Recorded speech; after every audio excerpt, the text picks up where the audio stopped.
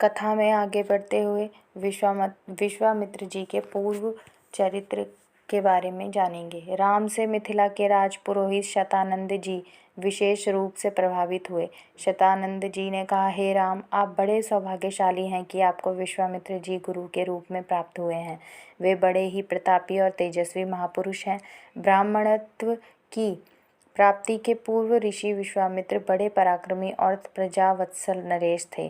प्रजापति के पुत्र कुश के पुत्र कुशनाभ और कुशनाभ के पुत्र राजा गाधी थे। ये सभी शूरवीर, पराक्रमी और धर्मपरायण थे। विश्वामित्र जी उन्हीं गाधी के पुत्र हैं। एक बार राजा विश्वामित्र अपनी सेना के साथ वशिष्ठ ऋषि के आश्रम में गए। चूँकि उस समय वशिष्ठ जी ईश्वर भक्ति में लीन होकर यज्ञ कर रहे थे, विश्वामित्र जी उन्हें प्रणाम करके वहीं बैठ गए। यज्ञ क्रिया से निवृत्त होने पर वशिष्ठ जी ने विश्वामित्र जी का बहुत आदर सत्कार किया और उनसे कुछ दिन आश्रम में ही रहकर आतिथ्य ग्रहण करने का अनुरोध किया। इस पर यह सोचकर कि मेरे साथ विशाल सेना है और सेना सहित मेरा आतिथ्य करने में वशिष्ठ जी को कष्ट होगा, विश्वामित्र जी ने नम्रतापूर्वक विदा होने की अनुमति मांगी। किंतु वशिष्ठ जी के अत्यधिक अनुरोध करने पर थोड़े दिनों के लिए राजा विश्वामित्र को उनका आतिथ्य स्वीकार करने के लिए विवश होना पड़ा। राजा विश्वामित्र के आतिथ्य स्वीकार कर लेने पर वशिष्ठ जी ने कामधेनु गौ का आह्वान किया और उससे विश्वामित्र तथा उनकी सेना के लिए 6 प्रकार के व्यंजन तथा समस्त प्रकार की सुविधाओं की व्यवस्था करने की प्रार्थना की। उनकी इस प्रार्थना को स्वीकार करके कामधेनु गौ ने सारी व्यवस्था कर दिया। वशिष्ठ जी के अतिथि सत्कार से राजा विश्वामित्र और उनके साथ आए सभी लोग बहुत प्रसन्न हुए। कामधेनु गौ का चमत्कार देखकर विश्वामित्र के मन में उस गौ को प्राप्त कर लेने की इच्छा जागृत हुई और उन्होंने वशिष्ठ जी से कहा कि ऋषि श्रेष्ठ, कामधेनु जैसी गौ तो किसी वनवासी के पास नहीं वरन राजा महाराजाओं के पास ही शोभा देती है, अतः आप इसे मुझे दे दीजिए। इसके बदले में मैं आपको सहस्त्रों स्वर्ण मुद्राएं दे सकता हूँ। इस पर वशिष्ठ जी बोले कि राजन, यह गौ ही मेरा जीवन है और इसे मैं किसी भी कीमत पर किसी को नहीं दे सकता। वशिष्ठ जी के इस प्रकार कहने पर विश्वामित्र ने बलात् उस गौ को पकड़ लेने की आज्ञा दे दी और सैनिकगण उस गौ को डंडे से मार मार कर हाँकने लगे। कामधेनु गौ ने क्रोधित होकर अपना बंधन छुड़ा लिया और वशिष्ठ जी के पास आकर विलाप करने लगी। वशिष्ठ जी बोले कि हे कामधेनु, मैं इस राजा को शाप भी नहीं दे सकता, क्योंकि यह राजा मेरा अतिथि है और इसके पास विशाल सेना होने के कारण इससे युद्ध में भी विजय प्राप्त नहीं कर सकता। मैं अत्यंत विवश हूँ। वशिष्ठ जी के इन वचनों को सुनकर कामधेनु ने कहा कि हे ब्रह्म ऋषि, क्या एक ब्राह्मण के बल के सामने क्षत्रिय का बल कभी श्रेष्ठ हो सकता है? आप मुझे आज्ञा दीजिए, मैं एक क्षण में इस क्षत्रिय राजा को उसकी विशाल सेना सहित नष्ट कर दूंगी। कोई अन्य उपाय न देखकर वशिष्ठ जी ने कामधेनु को अनुमति दे दी। आज्ञा पाते ही कामधेनु ने योग बल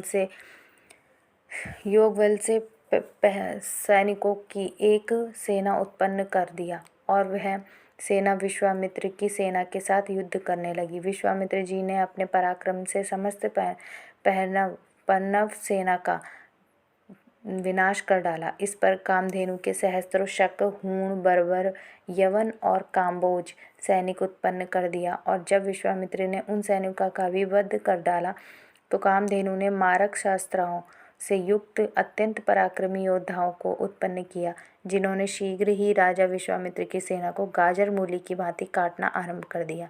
अपनी सेना का नाश होते देख विश्वामित्र के 100 पुत्र अत्यंत कोपित हो वशिष्ठ जी को मारने दौड़े। परिणाम यह हुआ कि वशिष्ठ जी ने उनमें से एक पुत्र को छोड़कर शेष सभी को भस्म कर दिया।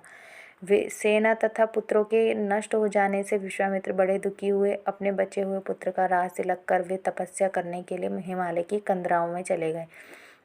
वहाँ पर उन्होंने कठोर तपस्या की और महादेव जी को प्रसन्न कर लिया। महादेव जी को प्रसन्न पाकर विश्वामित्र ने उनसे समस्त दिव्य शक्तियों के साथ संपूर्ण धनुर्विद्या के ज्ञान का वरदान प्राप्त कर लिया। इस प्रकार संपूर्ण धनुर्विद्या का ज्ञान प्राप्त करके विश्वामित्र बदला लेने के लिए वशिष्ठ जी के आश्रम में पहुँचे। वशिष्ठ जी को ललकार कर उन पर अग्निबाण चला दिया। अग्निबाण से समस्त आश्रम में आग लग गई और आश्रमवासी भयभीत होकर इधर उधर भागने लगे। वशिष्ठ जी ने भी अपना धनुष संभाल लिया और बोले कि मैं तेरे सामने खड़ा हूँ, तू मुझ पर वार कर। आज मैं तेरे अभिमान को चूर चूर करके बता दूंगा कि क्षत्रिय बल से ब्राह्मण बल श्रेष्ठ है। क्रुद्ध होकर विश्वामित्र ने एक के बाद एक आग्नेयास्त्र, वरुणास्त्र, रुद्रास्त्र, ऐन्द्रास्त्र तथा पाशुपतास्त्र एक साथ छोड़ा, जिन्हें वशिष्ठ जी ने अपने मारक अस्त्रों से मार्ग में ही नष्ट कर दिया। इस पर विश्वामित्र ने और भी अधिक क्रोधित होकर मानव, मोहन, गांधर्व, जुम्भड़, दारण, वज्र, ब्रह्मपाश, कालपाश, वरुण पाश, पिनाक, दंड, पैशाच, क्रौंच, धर्मचक्र, कालचक्र, विष्णु चक्र, वायव्य, मंथन, कंकाल, मूसल, विद्याधर, कालास्त्र आदि सभी अस्त्रों का प्रयोग कर डाला। वशिष्ठ जी ने उन सबको नष्ट करके ब्रह्मास्त्र छोड़ने के लिए जब अपना धनुष उठाया तो सब देव, किन्नर आदि भयभीत हो गए, किंतु वशिष्ठ जी तो उस समय अत्यंत क्रुद्ध हो रहे थे। उन्होंने ब्रह्मास्त्र छोड़ ही दिया। ब्रह्मास्त्र के भयंकर ज्योति और गगनभेदी नाद से सारा संसार पीड़ा से तड़पने लगा। सब ऋषि मुनि उनसे प्रार्थना करने लगे कि आपने विश्वामित्र को परास्त कर दिया है, अब आप ब्रह्मास्त्र से उत्पन्न हुई ज्वाला को शांत करें।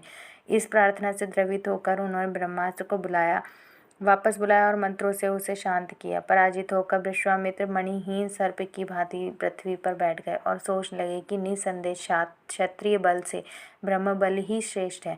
अब मैं तपस्या करके ब्राह्मण की पदवी और उसका तेज प्राप्त करूंगा। इस प्रकार विचार करके वे अपनी पत्नी सहित दक्षिण दिशा की ओर चल दिए।